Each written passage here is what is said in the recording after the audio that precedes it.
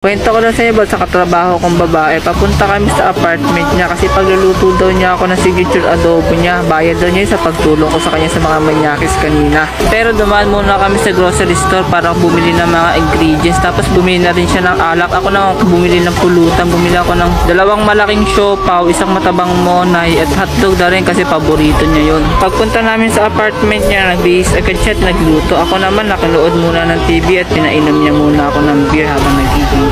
Tapos habang pinapakuluan niya muna yung manok, nakinood muna siya sa akin at nakainom na rin. Habang nanonood ako, nagulat ako kasi bigla niya hinawakan yung hotdog ko. Tapos pagkatingin ko sa kanya, nagulat ako, nakalabas na yung dalawa niyang siopaw. Sabi ko, anong ginagawa mo? Tapos sabay-sabi niya, ikaw anong ginagawa mo? Bakit kailangan ko pa mag-first move para magsimula? Pagkatapos niya sabihin yun sa akin, bigla niya sa akin pinakain yung isa niyang siopaw. Grabe, napakalambot at napakalaki ng siopaw na yun. Dala na rin ng malaking kalasingan, hindi ko na rin napigilan kainin yung dalawa niyang siopaw.